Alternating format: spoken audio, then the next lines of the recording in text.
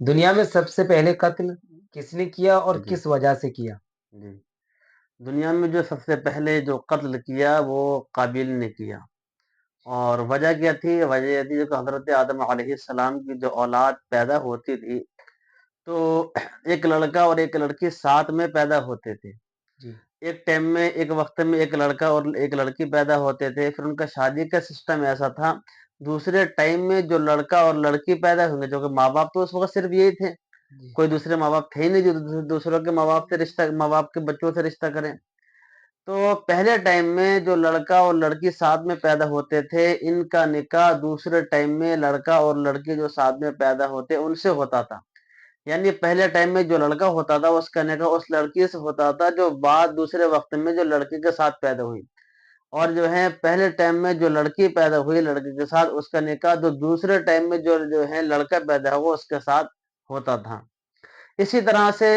قابیل کے ساتھ جو لڑکی پیدا ہوئی وہ بڑی خوبصورت تھی، اور حابیل کے ساتھ جو لڑکی پیدا ہوئی وہ حسن کے مقابلے میں اتنی خوبصورت نہیں تھی۔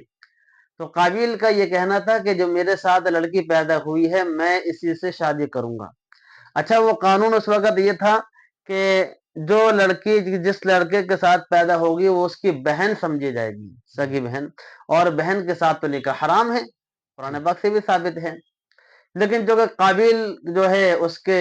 دل پر اس کا حسن چھایا ہوا تھا لڑکی کا، تو قابیل نے کہا جو میرے ساتھ لڑکی پیدا ہوئی میں اسی سے نکاح کروں گا۔ حضرت آدم علیہ السلام نے منع کیا، سمجھایا کہ بیٹا یہ تمہاری بہن ہے، اس سے تم نکاح نہیں کر سکتے،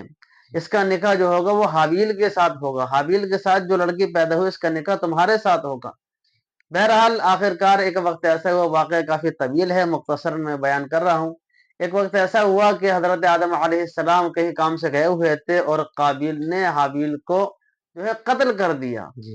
اس صورت میں جو ہے قابیل نے پہلا قتل کیا، اور پہلا قتل جو ہوا وہ ایک خاتون کے حسن کی وجہ سے ہوا۔ جی حالانکہ جو ہے اس معاملے میں اس خاتون کا کوئی قصور نہیں ہے، اس کے حسن کا کوئی قصور نہیں ہے، جی لیکن اس سے ایک بات سمجھ میں آتی ہے کہ ایک خاتون کی خوبصورتی انسان کے قلب پر جب چھا جاتی ہے تو اسے سمجھ میں نہیں آتا ہے کیا صحیح ہے کیا غلط ہے، جی پھر وہ ہر وہ قدم اٹھا لے گا جو اس کی طرف لے جانے والا ہے، وہ یہ نہیں دیکھے گا کہ مجھے اس سے کیا نقصان ہے کیا نقصان نہیں ہے، ہر وہ حد پار کر دے گا جو اس کے پار کرنے کی نہیں ہے۔ تو اس لیے جو ہے خواتین کے حسن کو کبھی بھی اپنے دل کے اوپر، اپنے ذہنوں کے اوپر غالب نہ آنے دیں، جی کیونکہ کتابوں میں لکھا ہے، ایک مقولہ ہے عربی کا کہ المرات حوائل الشیاطین، عورتیں شیطان کی رسیاں ہیں، یعنی شیطان جو ہے ویسے ذہن میں وسوسے ڈال کے وہ کام نہیں کرا سکتا جو ایک خاتون کے ذریعے کرا سکتا جی ہے۔ بالکل خاتون کو رسی بنا کر کے اس کے گلے میں ڈال دیتا ہے تو پھر بندہ چھک جاتا ہے۔ تو اس سے یہ سمجھ میں آیا، یہ بات معلوم ہوئی، کسی خاتون کی طرف رجحان ہو تو اس بات کا خاص کر خیال رکھنا چاہیے کہ کبھی بھی حد سے تجاوز نہ کریں۔